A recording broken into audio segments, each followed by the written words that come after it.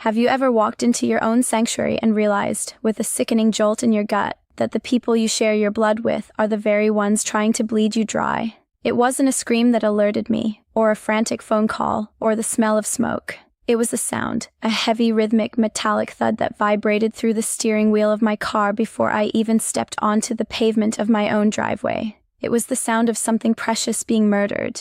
The meeting was supposed to last until 5. It was a high-stakes negotiation, the kind of corporate chess match that usually leaves me drained and seeking the quiet refuge of the home I spent 3 years meticulously restoring. But the universe has a strange way of pulling back the curtain when you least expect it. The client had a family emergency. The meeting was scrapped by noon. I remember driving back, actually feeling a sense of rare, unadulterated joy. I was going to have an afternoon to myself in my kitchen, the crown jewel of my life. But as I pulled into the cul-de-sac, the air felt different, thicker.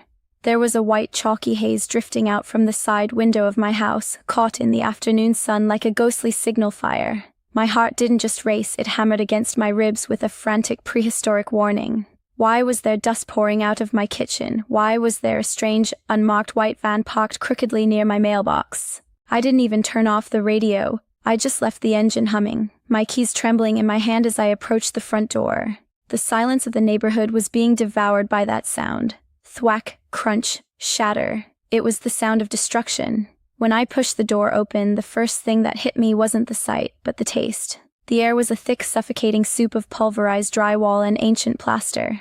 It coated my tongue, a dry, bitter film that made my throat constrict. I stepped into the foyer, and my brain simply refused to process the data my eyes were sending it. You know that feeling when you're looking at something impossible, and your mind tries to rewrite it into something mundane? I thought maybe a pipe had burst. I thought maybe a car had crashed through the wall.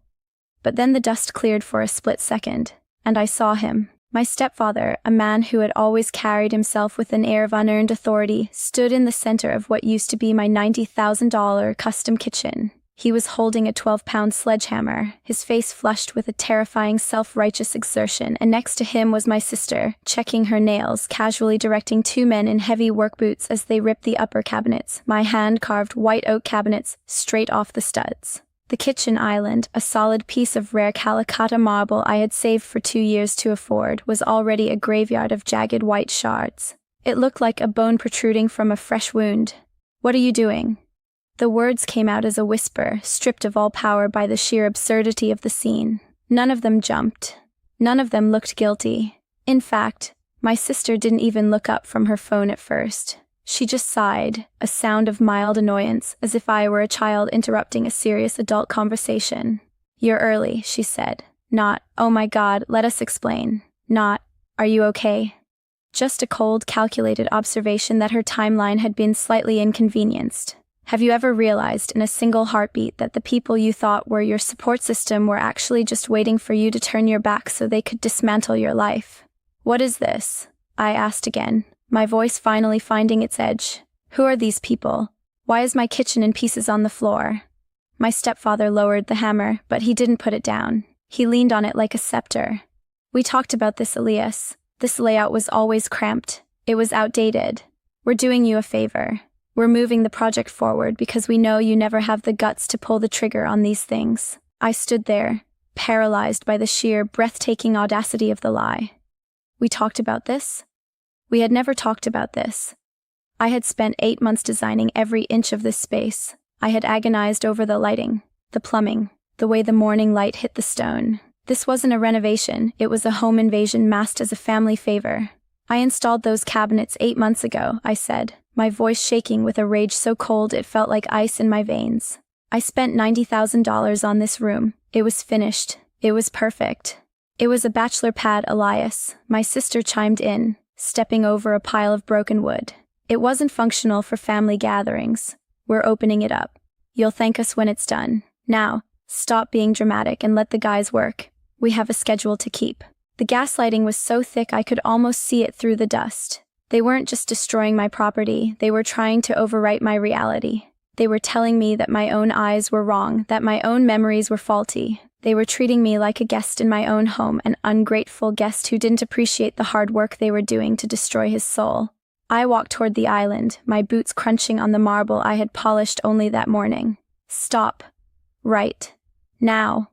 One of the workers, a younger guy who looked like he'd rather be anywhere else on earth, actually paused. He looked at me, then at my stepfather, the realization finally dawning on him that maybe the client wasn't who he thought it was. But my stepfather didn't hesitate. He didn't even blink. He lifted that hammer back over his shoulder, the muscles in his forearms bulging, and brought it down with a sickening final thud into the center of the fractured island. The sound of the marble splitting was like a gunshot. I said, "We're fixing it." He roared. I reached out.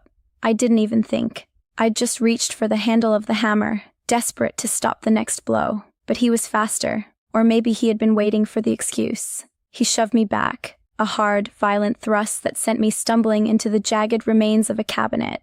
And then, before I could even regain my balance, he stepped into my space. The punch wasn't a wild, swinging blow. It was a short, practice motion, the kind of strike someone uses when they want to end a conversation permanently. It landed square on my cheekbone. The world went white, not the white of the drywall dust, but the blinding, silent white of a neurological system being overloaded. I felt the skin split. I tasted the copper-tang of blood instantly. The room went dead silent. The only sound was the heavy, ragged breathing of a man who thought he had finally exerted total dominance over a son he never respected. "Don't start acting dramatic," he spat, wiping sweat from his forehead. "This is what's best for the family. You've always been too soft to see the big picture."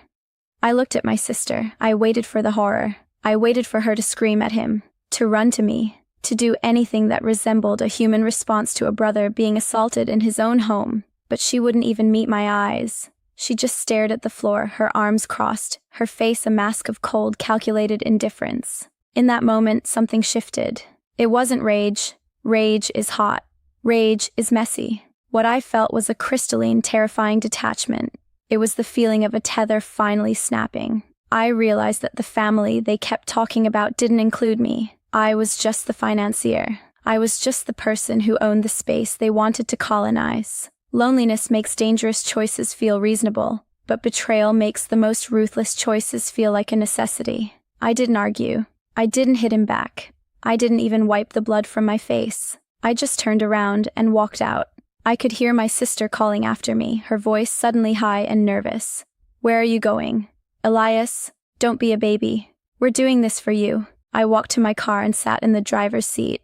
I didn't start the engine. I just sat there in the silence, watching the dust continue to drift through the open front door. My phone buzzed in the cup holder. A text from my sister. "Come back inside. Let's talk about the backsplash colors. Don't make this weird." I didn't reply. Instead, I opened my files. I went to the folder labeled Property. I looked at the deed. I looked at the refinance paperwork from last year. My name. Only my name. No co-signers. No family trust. Just me. Then, I opened the app for my home security system. Last winter, after some expensive power tools vanished from my garage, I had installed high-definition interior cameras hidden in the smoke detectors and the shelving. My family had mocked me for it. They called me paranoid and distrustful. They said a home should be built on faith, not surveillance. Now, I understood why they were so bothered by the idea of being watched. I tapped the live feed. On my screen, in crystal-clear 4K, I watched my stepfather arguing with the contractors. They were gesturing toward the door, clearly shaken by the assault they had just witnessed. They were asking for permits. They were asking for proof. My stepfather was waving his arms, his face purple, shouting that he was the head of the family and his word was law. I took a deep breath. My heart was still pounding, but my hands were steady. I called my attorney first. I told him exactly what was happening. Then, I called the police. I didn't shout into the phone. I didn't cry. I spoke with the flat, emotionless precision of a man reading a grocery list. I reported a physical assault. I reported active property destruction in progress. I told them I had live video evidence of a felony in my living room. I gave them the link to the cloud storage. When I walked back into the house 10 minutes later, the energy had shifted. The air was still thick with dust, but the bravado was leaking out of the room. One of the workers was sitting on a crate, his head in his hands. "Do you have the permit for this wall?" he asked my stepfather, his voice trembling. "If this is structural and we don't have a permit, the city will shut us down." "We don't need a damn permit," my stepfather snapped. "I built houses before you were born. I know what I'm doing." You don't own this house, the worker replied, finally looking him in the eye. I'm his father, he roared. It's the same thing. It isn't, I said from the doorway. They all turned. My stepfather sneered, seeing the blood on my face as a badge of his victory. Back for more? Sit down and shut up. We're almost done with the demo. The police are 3 minutes away, I said quietly. My sister laughed. It was a brittle, nervous sound. Elias, stop. You're not calling the cops on your own family. Think about how that looks. Think about what Mom would say. I don't have to think about what it looks like, I said, holding up my phone so they could see the red recording light on the security app. I already know what it looks like. It looks like a $5,000 marble island in ruins. It looks like a $90,000 kitchen destroyed without a single permit. And it looks like an old man hitting his stepson because he couldn't handle being told no. The sirens started then. They were distant at first, a faint wail cutting through the suburban quiet, but they grew louder with every second. Uniforms carry a kind of gravity that family arguments simply don't. When the blue and red lights began to pulse against the white dust in the kitchen, the reality of the situation finally hit my sister. She turned pale, her hand going to her mouth. Elias, tell them it was an accident, she whispered, her voice finally losing its edge of entitlement. Tell them we're just helping. Please. Desire for control whispers louder than guilt until the handcuffs click shut. 2 officers stepped into the wreckage. They didn't need to ask if there was trouble. The scene spoke for itself. The jagged marble, the sledgehammer, the blood on my face. Who owns this property? One officer asked, his hand resting on his belt. I do.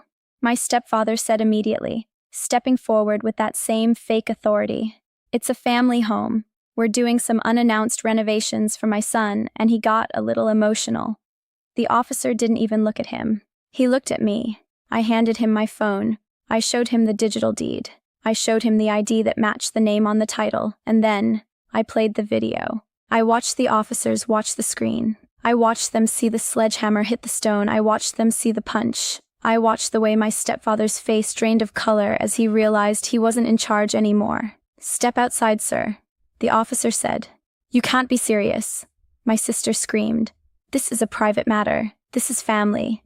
Ma'am, property damage on this scale isn't a private matter, the officer replied, and neither is assault. They led him out in silence. No dramatic struggle, no shouting matches, just the cold, clinical sound of zip ties and the heavy thud of a cruiser door closing. The workers were ordered to leave immediately. They didn't argue. They grabbed their tools and fled, leaving their unmarked van behind in their haste to distance themselves from the crime scene. My sister stood in the middle of the ruins of my kitchen, looking at me like I was the monster.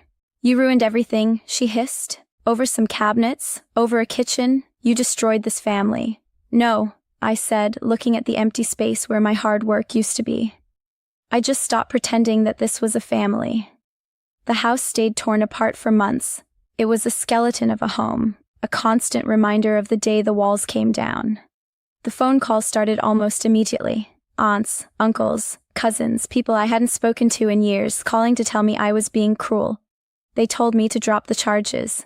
They said he was an old man, that he didn't mean it, that families should forgive and forget, but forgiveness without accountability is just an invitation for more abuse. I didn't drop the charges. The court process was slow and methodical. There were no outbursts, no movie moment confessions, just paperwork.